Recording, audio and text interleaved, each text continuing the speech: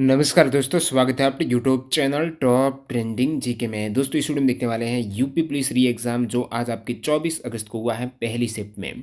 तो प्रथम पारी में यहाँ पर पूछे गए जीके के 38 क्वेश्चंस का सबसे हटकर यूट्यूब पर इस टाइप का पहला आपको वीडियो देखने को मिलेगा, जो एग्ज़ाम पॉइंट ऑफ व्यू से आने वाले कैंडिडेट जो एग्ज़ाम देंगे नेक्स्ट शिफ्ट में उन हेतु डेडिकेटेड यहाँ पर जीके का टॉपिक वाइज आपको आंसर की देखने को मिलेगी प्रथम पारी में। जैसे साइबर अपराध के 2 सवाल पूछे गए, तो सबसे पहले साइबर अपराध देखेंगे। उसके बाद राष्ट्रीय और अंतर्राष्ट्रीय संगठन से जो 3 सवाल पूछे गए हैं वो देखने वाले हैं। फिर दिवस से यहाँ पर आज 2 सवाल पूछे गए। पॉलिटी के यहाँ पर अपन सवाल देखेंगे 2 सवाल, जनगणना के भी 2 सवाल पूछे गए। उसके बाद योजना के 2 सवाल यहाँ पर पूछे गए। नेक्स्ट यहाँ पर पुस्तक लेखक से आज 2 क्वेश्चंस, 3 क्वेश्चंस पूछे गए। जीएसटी के 2 क्वेश्चंस देखेंगे। उसके बाद फुल फॉर्म के क्वेश्चंस। नेक्स्ट यहाँ पर सोशल मीडिया के 2 क्वेश्चंस हैं। देश राजधानी के भी 2 क्वेश्चंस पूछे गए हैं। करंट अफेयर्स की बात करें तो कब तक का करंट अफेयर्स है उसकी बात करेंगे, तो यहाँ पर एक ये सवाल, 2, 3 सवाल आपके करंट अफेयर्स के पूछे गए हैं। इतिहास के देखेंगे। इस टाइप से पूरा अपन हल देखने वाले हैं स्मार्ट तरीके से, एक्स्ट्रा फैक्ट से डिटेल में। तो इस एफर्ट के लिए लाइक कर देना। पूरे पेपर को यहाँ पर टेक्स्ट फॉर्मेट में पीडीएफ में कन्वर्ट किया है। लाइक करते हुए आगे बढ़े। उससे पहले आपको बता दूं, आप एग्जाम दे रहे हो लेकिन एग्जाम में सवाल आते हुए गलत कर देते हो, पूरे सवाल अटेम्प्ट ही नहीं कर पाते हो। कारण है कि आपने प्रैक्टिस नहीं की। प्रैक्टिस के लिए टेक्स्ट बुक सबसे बेहतरीन प्लेटफॉर्म है। आने वाले समय में मान लेते हैं आप एसएससी जीडी एग्जाम को टारगेट कर रहे हो, अदर आपके स्टेट पुलिस को कर रहे हो, ग्रुप डी को आप रेलवे ग्रुप डी को टारगेट कर रहे हो, तो उस हेतु आपको क्या करना है, ज़्यादा से ज़्यादा प्रैक्टिस के लिए टेक्स्ट बुक सबसे बेहतरीन इसलिए यहाँ पर आपको प्रीवियस ईयर के पेपर मॉक टेस्ट में मिल जाएंगे। जितने भी ऑनलाइन या ऑफलाइन एग्जाम्स हुए, सारे एग्जाम्स में एक बार पास प्रो ले लिया ना, जो भी एग्जाम्स आएगा 1 साल की वैलिडिटी में, बिल्कुल सभी एग्जाम्स के मॉक टेस्ट आप देख पाएंगे। प्रीवियस ईयर के पेपर चैप्टर वाइज और पूरा यहाँ पर फुल मॉक दे पाएंगे। प्रीवियस ईयर के पेपर देख पाएंगे। मॉक टेस्ट देकर उनका स्मार्ट तरीके से एनालिसिस करके अपनी कमियों को सुधार पाएंगे। न्यू कैंडिडेट अब तक टेक्स्ट बुक से नहीं जुड़े हैं, लिंक डिस्क्रिप्शन बॉक्स में। टीडीजी के कूपन कोड से बेहतरीन डिस्काउंट डील चल रही है, 12% ऑफ, तो उसका फ़ायदा उठा सकते हो। डेमो वीडियो देख लेना। न्यू कैंडिडेट को पता नहीं कैसे पास प्रो ज्वाइन कर लेना है, वो आप डिस्क्रिप्शन बॉक्स में लिंक है, वहाँ से चले जाना। और ये जो अभी अपन कंटेंट देख रहे हैं आपकी यूपी पुलिस 24 अगस्त प्रथम पारी में जीके के सवाल का इस टाइप से एक्स्ट्रा फैक्ट सहित हल, इसकी पीडीएफ आपको हमारे टेलीग्राम @ट्रेंड जीके सर्च करना, या फिर डिस्क्रिप्शन बॉक्स में डायरेक्टली लिंक है टॉप ट्रेंडिंग जीके की, वहाँ से ज्वाइन कर लेना है। ऑलरेडी यहाँ लगभग 3 लाख के आसपास, एग्जैक्टली 2,80,000 के आसपास कैंडिडेट उसका लाभ उठा पा रहे हैं। शुरुआत करते हैं साइबर अपराध की, साइबर क्राइम के जो सवाल पूछे गए। हालांकि पेपर आपके ऑफलाइन ही था, इस टाइप से ये पूरा पेपर है, ऑलरेडी टेलीग्राम पर अवेलेबल कराया हुआ है। इसमें से जो जीके के 38 सवाल है ना, वो आपको बताने वाला हूँ। ट्रोजन वायरस कई सोलर विंड्स ओरियन प्लेटफॉर्म पर डाला गया। तो ये जो कंपनी है सोलर विंड्स ओरियन प्लेटफॉर्म, इस पर ट्रोजन वायरस से अटैक किया गया है। तो किस ट्रोजन वायरस से इस पर अटैक किया गया, उसका नाम है सनब्रस्ट। सनब्रस्ट से अटैक किया गया और हैकरों ने सोलर विंड्स को निशाना बनाते हुए उसके ओरियन आईटी मॉनिटरिंग और प्रबंधन सॉफ्टवेयर में दुर्भावनापूर्वक कोड डाला, जिसका उपयोग दुनिया भर में हजारों उद्यमों और सरकारी एजेंसी द्वारा किया जाता है। और ये अटैक हुआ 2020 में, 20 फरवरी 2020 को सनब्रस्ट नामक दुर्भावना पूर्ण कोड ओरियन में डाला गया था। विकल्प में आपको स्पाई, रूटकिट और रैंसम भी दिख रहे हैं। ये भी मेलवेयर के ही प्रकार हैं। रैंसम में क्या होता है, तो यहाँ पर जिस पर अटैक किया जाता है उसके डाटा को एंक्रिप्ट किया जाता है ताकि पढ़ सकें, और डिक्रिप्शन कुंजी के बदौलत यहाँ पर उनसे फिरौती मांगी जाती है। और ये सोलर शील्ड ओरियन प्लेटफॉर्म पर जारी किए गए विशिष्ट ट्रोजन वायरस नहीं है, जो रैंसम ऑप्शन में था। नेक्स्ट देखते हैं, निम्नलिखित में से किस साइबर अपराध में संवेदनशील जानकारी का खुलासा करने के लिए व्यक्तियों को धोखा देना शामिल है। तो साइबर अपराध संवेदनशील जानकारी, उनकी जो प्राइवेट है, सेंसिटिव इन्फॉर्मेशन है, उसको प्राप्त करके उनको धोखा देना फिशिंग कहलाती है। क्या कहलाती है? फिशिंग।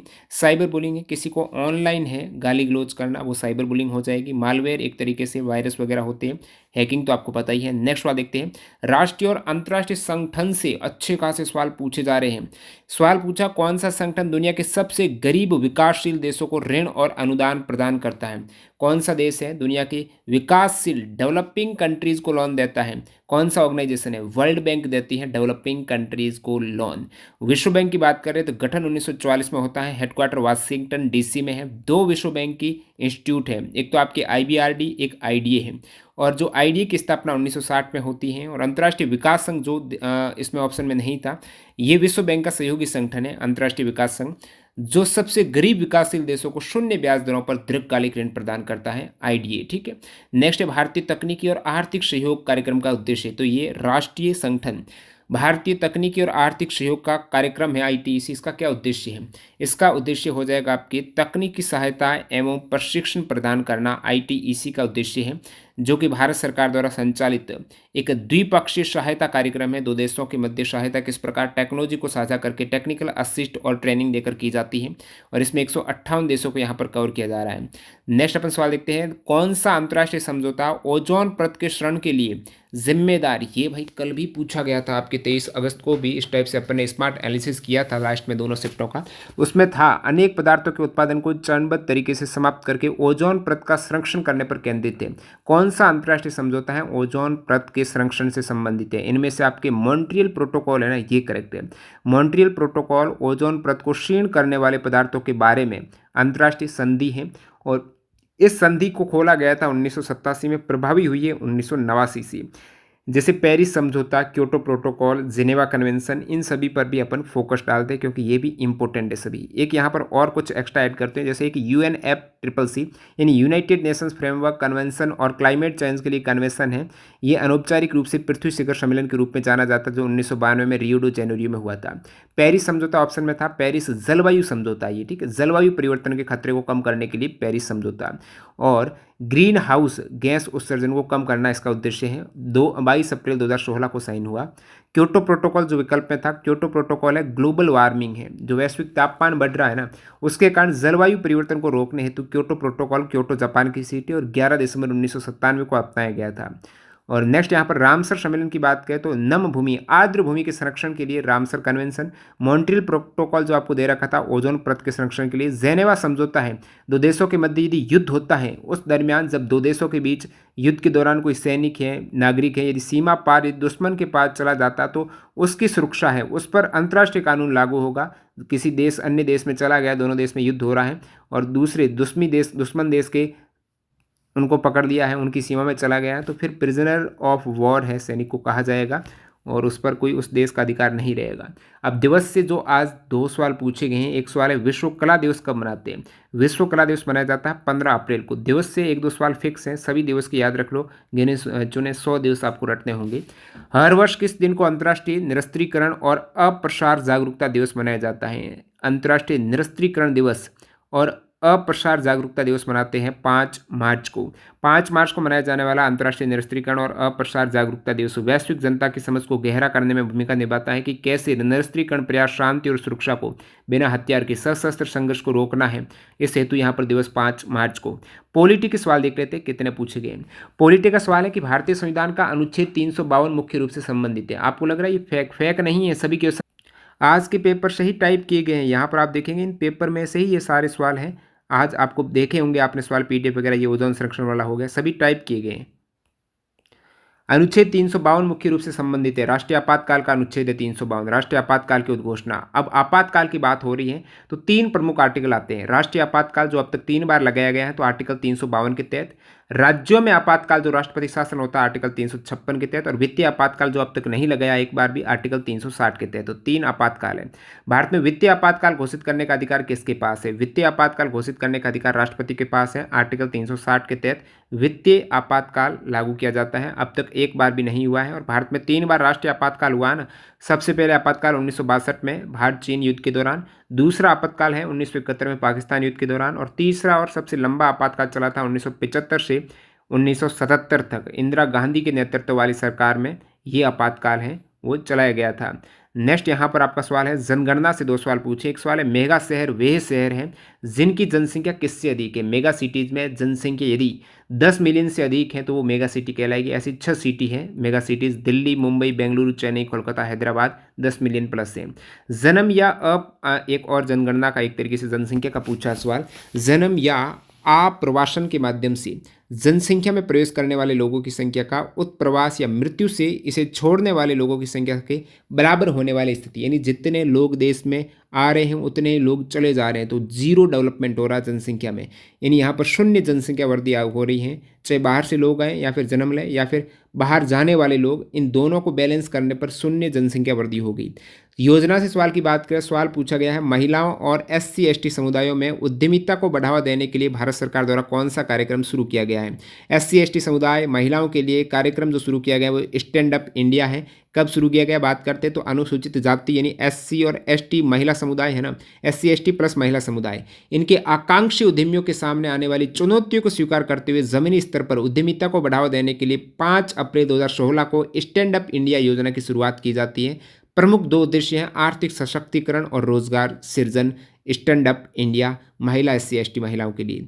नेक्स्ट अपना किस भारतीय योजना का उद्देश्य असंगठित क्षेत्र के श्रमिकों को 60 वर्ष की आयु के बाद न्यूनतम 3,000 रुपये प्रतिमाह पेंशन प्रदान करना। एक और योजना का यहाँ पर सवाल, 60 वर्ष होने पर असंगठित क्षेत्र के श्रमिकों को 3,000 रुपये प्रतिमाह यदि वो इन्वेस्ट करता है तो प्रधानमंत्री श्रम योगी मानधन योजना हो जाएगी।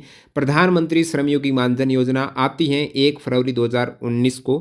असंगठित क्षेत्र के जो श्रमिक है, ड्राइवर, रिक्शा चालक, मोची, दर्जी, मजदूर, घरों में काम करने वाले नौकर, ईंट भट्टा कर्मकार, जिनकी आय 15,000 रुपये से कम हो, ऐसे असंगठित क्षेत्र के कामगार इस योजना में 18 से 40 वर्ष की आयु के दौरान इन्वेस्ट करते हैं तो 60 वर्ष होने पर उन्हें 3,000 रुपये की पेंशन हर महीने मिलेगी। इन्वेस्ट मान लेते वो 18 साल से स्टार्ट कर रहे हैं ऐसे श्रमिक, तो 55 रुपये की धनराशि उनको पर मंथ देनी पड़ेगी। और जिस प्रकार एज के अकॉर्डिंग इन्वेस्टमेंट होता है, 40 साल की आयु वालों को, जैसे 60 से 40 वर्ष होती है ना, 40 मैं बोल रहा हूँ 18 से 40 वर्ष आयु है तभी आप इसमें अप्लाई कर पाएंगे, और 40 वर्ष की हो रही तब कर रही तो 200 रुपये फिर 60 वर्ष तक देना पड़ेगा। प्रधानमंत्री वय वंदना योजना जो आपके दे रखा था, एक तो प्रधानमंत्री वय वंदना योजना विकल्प में था, 2017 में आती है। योजना के तहत 60 वर्ष से अधिक उम्र के व्यक्तियों को उनके द्वारा निवेशित राशि पर 8% का वार्षिक प्रतिफल मिलेगा। और ये योजना जीवन बीमा निगम LIC के माध्यम से शुरू की गई है। 60 वर्ष प्लस सीनियर सिटीजन को एक व्यक्ति न्यूनतम 1.5 लाख अधिकतम 15 लाख रुपए इस स्कीम में निवेश कर सकते हैं। और नेक्स्ट यहाँ पर कुछ और स्कीम की बात करें तो इंदिरा गांधी राष्ट्रीय वृद्धावस्था पेंशन योजना 1995 में आई, राष्ट्रीय पारिवारिक लाभ योजना 1995 में, अन्नपूर्णा योजना 2000 में, इंदिरा गांधी राष्ट्रीय विधवा पेंशन योजना 2009, इंदिरा गांधी राष्ट्रीय विकलांगता पेंशन योजना 2009 में आती है। राष्ट्रीय पेंशन प्रणाली भी ऑप्शन में था। नेशनल पेंशन सिस्टम 2004 में लागू की गई है। जो श्रमिक एक तरीके से कार्मिक हैं, गवर्नमेंट कार्मिक हो गए, उनको सेवानिवृत्ति के दौरान एक साथ जो एक तरीके से दिया जाता है पेंशन, वो है NPS।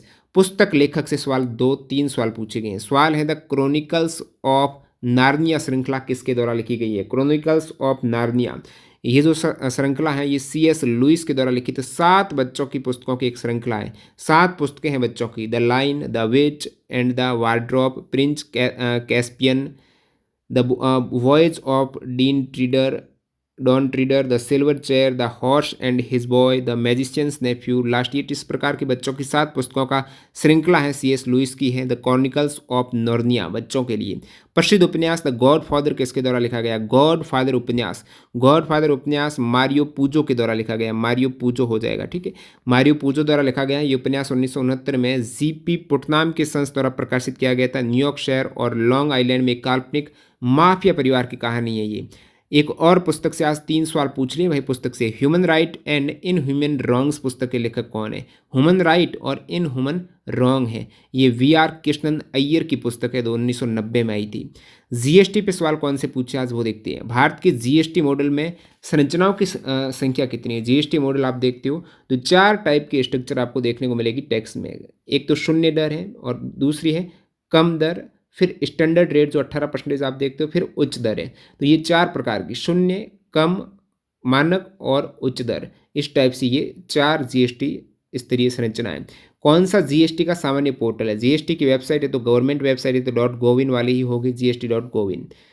फुल फॉर्म से सवाल कौन से पूछे वो देखते हैं। पैन का फुल फॉर्म क्या है? पैन हो जाएगा आपके परमानेंट अकाउंट नंबर है, स्थायी खाता संख्या है, जो कि इनकम टैक्स डिपार्टमेंट के पास आपने जो इनकम की है, क्योंकि आपका बैंक है वो पैन से लिंक है, तो इनकम टैक्स डिपार्टमेंट को पता चल जाता है इंडिविजुअल अकाउंट में कितने रुपए पड़े हुए हैं, क्योंकि पैन से लिंक है और वो इनकम टैक्स भर रहा है कि नहीं भर रहा है। तो यहाँ पर 10 अंकीय अल्फा न्यूमेरिक नंबर होते हैं, पैन कार्ड में नंबर होते हैं 10 अंकों के। पहली बार पैन इश्यू किया गया था ना पैन कार्ड, वो 1972 में किया गया था, permanent account number. Social media से आज जो 2 सवाल पूछे वो देखते हैं। फेसबुक ग्राहक सबसे महत्वपूर्ण सोशल मीडिया मार्केटिंग टूल में से, जो फेसबुक कस्टमर्स हैं, तो फेसबुक अपने कस्टमर्स को महत्वपूर्ण सोशल मीडिया मार्केटिंग टूल में से एक ऐसा टूल जिसके माध्यम से विशेष ऑफर और ऑन डिमांड प्रमोशन के बारे में पता लगा सकते हैं। कोई विशेष ऑफर है, ऑन डिमांड प्रमोशन है फेसबुक कस्टमर्स के लिए, तो यहाँ पर सोशल मीडिया मार्केटिंग टूल्स कौन सी हैं इस प्रकार से? तो ये टूल दोस्तों चैटी पीपल है। फेसबुक ग्राहक चैटी पीपल के माध्यम से जो कस्टमर हैं चैटी पीपल के माध्यम से हमारे विशेष ऑफर और ऑन डिमांड प्रमोशन के बारे में जान सकते हैं, जो सबसे महत्वपूर्ण सोशल मीडिया मार्केटिंग टूल में से एक है। अब और यहाँ पर टूल की बात कर लेते हैं। फेसबुक, ये जो टूल है ना चैटी पीपल, ये फेसबुक के साथ इंटीग्रेटेड है। मैनीचैट क्या है, तो मैनीचैट यहाँ पर एक चैट बोट बनाने, लक्षित संदेश भेजने, तो चैट बोट है फेसबुक पर मैनीचैट। मोबाइल मंकी मैनीचैट के समान विशेषताएं प्रदान करता है, जिसमें चैट बोट निर्माण, स्वचालित मार्केटिंग, ये भी एक तरीके से ऑटोमेटिकली मार्केटिंग मोबाइल मंकी। सेंडिनब्ल्यू एक व्यापक मार्केटिंग प्लेटफॉर्म जिसमें ईमेल मार्केटिंग, एसएमएस मार्केटिंग और फेसबुक मैसेंजर एकीकरण शामिल होता है। एक दोस्तों हुटसूट भी होता है, एक लोकप्रिय सोशल मीडिया प्रबंधन प्लेटफॉर्म जो आपको पोस्ट शेड्यूल करने, कब पोस्ट डालनी है उसकी निगरानी रखने का पूरा करता है नियंत्रण। हुटसूट बफर है, सोशल मीडिया पोस्ट शेड्यूल करने और अपने फेसबुक संदेशों का प्रबंधन करने के लिए एक बहुमुखी उपकरण है। देश राजधानी से यहाँ पर आज 2 सवाल पूछे। पहला सवाल, कौन सी बांग्लादेश की राजधानी है? ढाका। ढाका बांग्लादेश की राजधानी है। और ये सभी जो खुलना है, राजशाही है, सिलेट, ये बांग्लादेश के डिवीज़न है। अदर जो अपन नेबर कंट्री की राजधानी देखेंगे, पाकिस्तान की इस्लामाबाद, चाइना की बीजिंग, नेपाल की काठमांडू, भूटान की थिम्पू, बांग्लादेश की ढाका, म्यांमार की नेपिडू और श्रीलंका की कोलंबो है। नेक्स्ट यहाँ पर जर्मनी की राजधानी कौन सी है? तो सेकंड सवाल आपका राजधानी का पूछ लिया। जर्मनी की राजधानी बर्लिन है। मैड्रिड, अबुजा और कैनबरा किसकी है? तो मैड्रिड है स्पेन की, अबुजा है दोस्तों नाइजीरिया की और कैनबरा है ऑस्ट्रेलिया की। ठीक है, तो यहाँ पर ऑस्ट्रेलिया, कैनबरा, अबुजा नाइजीरिया और मैड्रिड है स्पेन की। W2A के अब करंट अफेयर्स के जो सवाल पूछे गए हैं उन पर फोकस डालते हैं। कितने सवाल हैं और किस महीने के पूछे गए हैं। वर्ल्ड ट्रेड ऑर्गेनाइजेशन के वर्तमान महानिदेशक कौन है? तो सभी अपन अंतर्राष्ट्रीय संगठनों के महानिदेशक की बात करेंगे इस वीडियो में, जो विशेषकर यूनाइटेड नेशंस वाले ऑर्गेनाइजेशन है। WTO के वर्तमान महानिदेशक है दोस्तों इवेला। इनका पूरा नाम है नगोजी ओकोंजो इवेला। ये दोस्तों नगोंजी ओकोंजो इवेला बनती है 1 मार्च 2021 को WTO की महानिदेशक। इस पद पर WTO की महानिदेशक बनने वाली प्रथम महिला है और पहली अफ्रीकी भी है। कार्यकाल 2025 को समाप्त होगा 31 अगस्त को, 1 साल बाद जस्ट।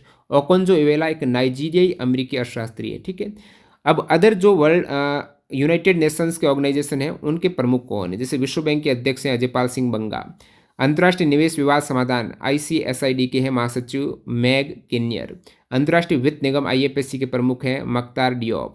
और मीगा के हैं हिरोशी मताओ। विश्व व्यापार संगठन जो आपको दे रखा था, अंतर्राष्ट्रीय मुद्रा कोष के हैं प्रबंध निदेशक और अध्यक्ष क्रिस्टालिना जॉर्जिवा है मुद्रा कोष। और BIS bank for international settlement सामान्य प्रबंधक है अगस्तिन कास्टेस। एशियाई विकास बैंक के अध्यक्ष हैं मसासुगु असाकावा। विश्व बौद्धिक संपदा संगठन WIPO के महानिदेशक डारन तांग। WHO के महानिदेशक टेड्रोस अधानोम घेब्रेयेसस। अंतर्राष्ट्रीय श्रम संगठन के महानिदेशक है गिलबर्ट होंगोम्बो। अंतर्राष्ट्रीय कृषि विकास कोष के अध्यक्ष है अल्वारो लारियो।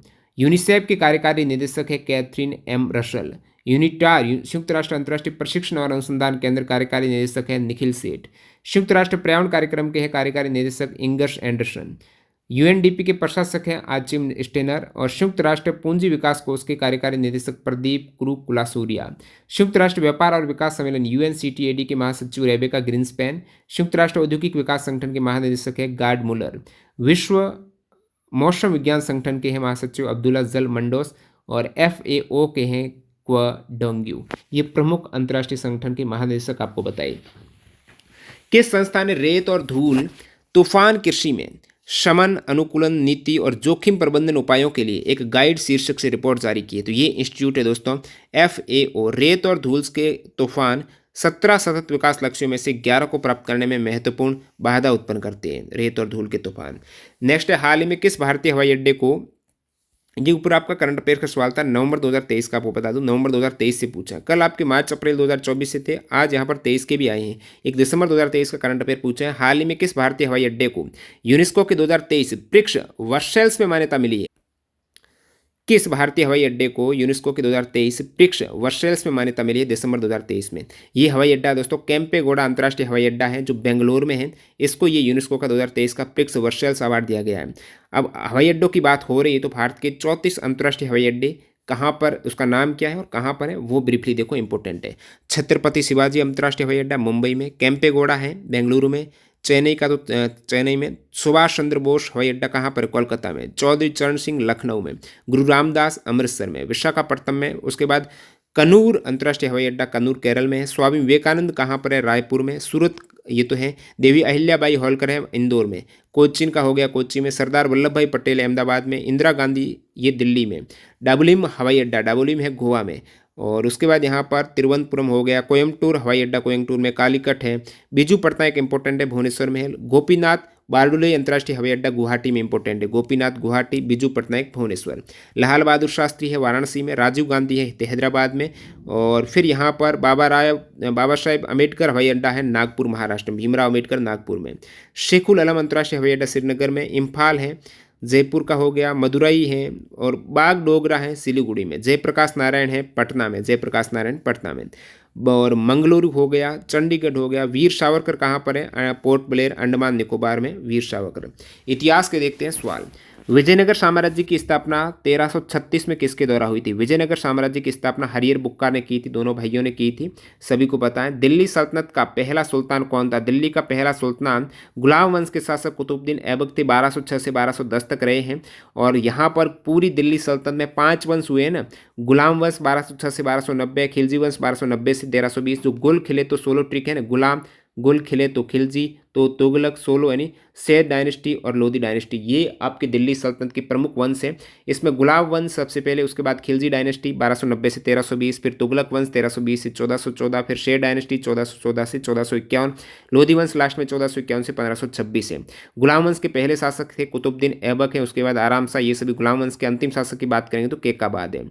और यहाँ पर तुगलक वंश की बात करें तो गयासुद्दीन तुगलक इनके पहले शासक थे, और अंतिम शासक तुगलक वंश के नसीरुद्दीन महमूद। शेर डायनेस्टी खिजर का पहले है, अलाउद्दीन आलम शाह अंतिम है।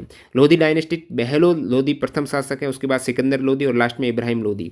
अगला है विज्ञान खोज से। अब खोज का आपके ऑलरेडी सिलेबस में दे रखा है और 2 सवाल पूछ लिए साइंस में, खोज से ही यहाँ पर आज पूछे।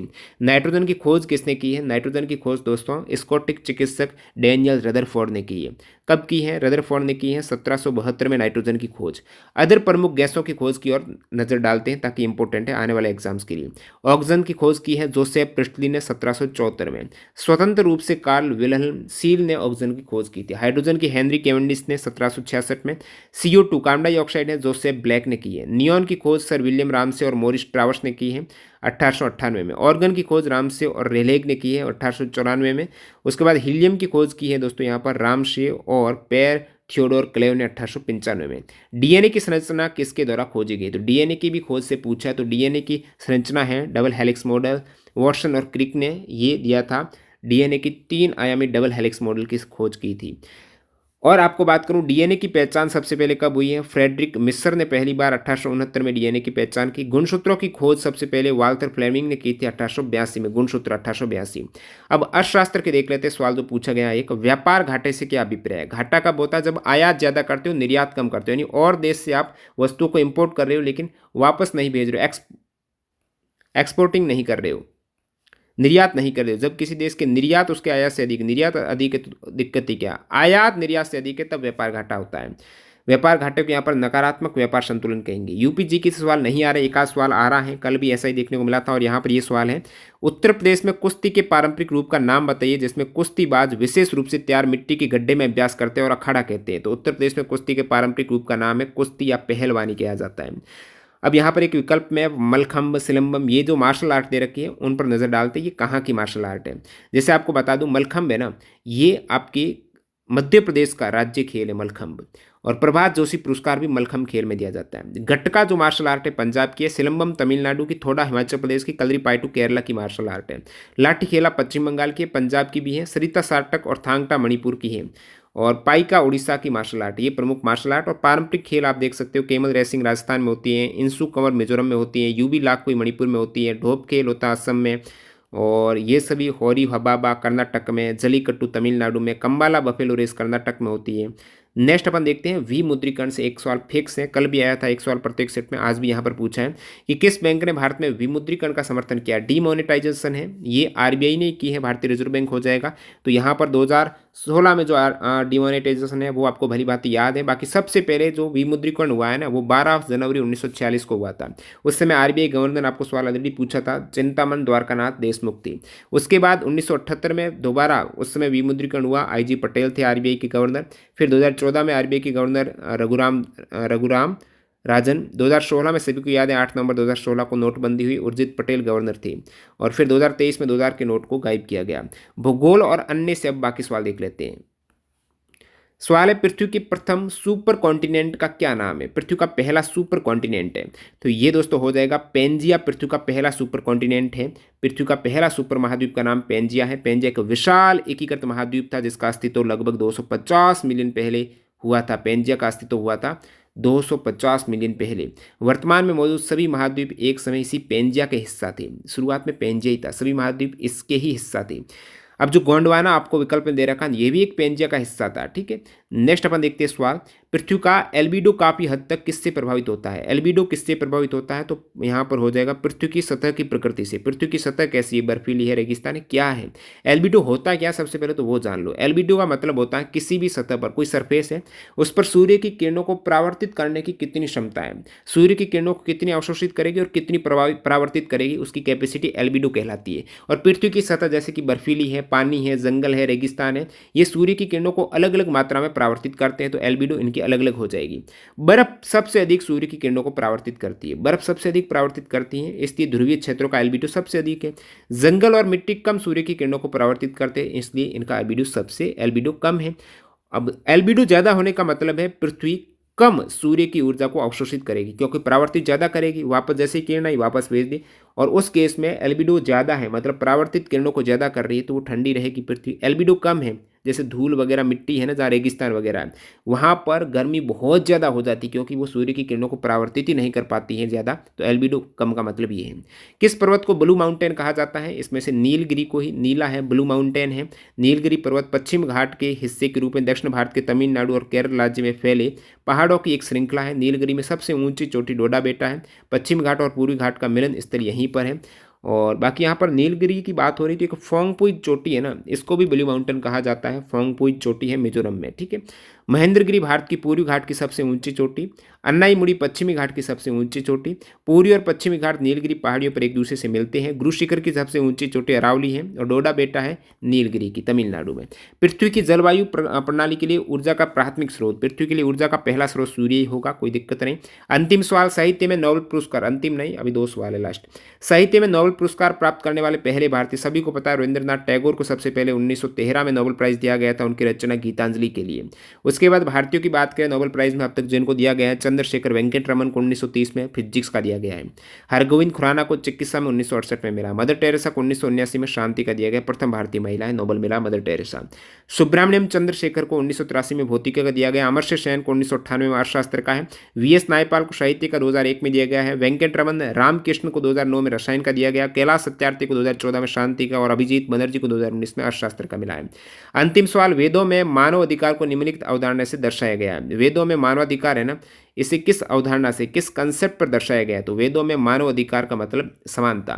वेदों में मानव अधिकार को समानता की अवधारणा से दर्शाया गया है। सभी के लिए समान अधिकार है। वेदों में सभी की समानता के चार्टर को इन शब्दों में परिभाषित किया गया है। कोई भी श्रेष्ठ हीन नहीं है। वेदों में ऐसा कहा कि कोई भी श्रेष्ठ नहीं है, कोई भी हीन नहीं है, सभी समान है, सभी को समान प्रयास करने चाहिए अपने हित के लिए। तो ये 38 सवाल आज आपकी यूपी पुलिस कांस्टेबल में 24 अगस्त को पहली पारी में पूछे गए और एक स्मार्ट एनालिसिस के माध्यम से सब्जेक्ट वाइज, टॉपिक वाइज आपको बताने की कोशिश की है, ताकि आपको अंदाजा लगे कौन से सवाल यहाँ पर रिपीट हो रहे हैं। इससे पहले आपने 23 अगस्त को भी देखे हैं, प्रथम और सेकंड शिफ्ट का अपन ने दोनों को कंपेयर करते हुए एनालिसिस किया था, सवाल कौन से रिपीट हुए हैं, उन टॉपिक से आज भी रिपीट हुए। तो उनकी पीडीएफ में टेलीग्राम पर डाल दूंगा। जो कैंडिडेट न्यू है, टेलीग्राम से नहीं जुड़े, लिंक डिस्क्रिप्शन बॉक्स में है, टेलीग्राम से जरूर जुड़ जाना, जो भी अपडेट है सबसे पहले मिलती है।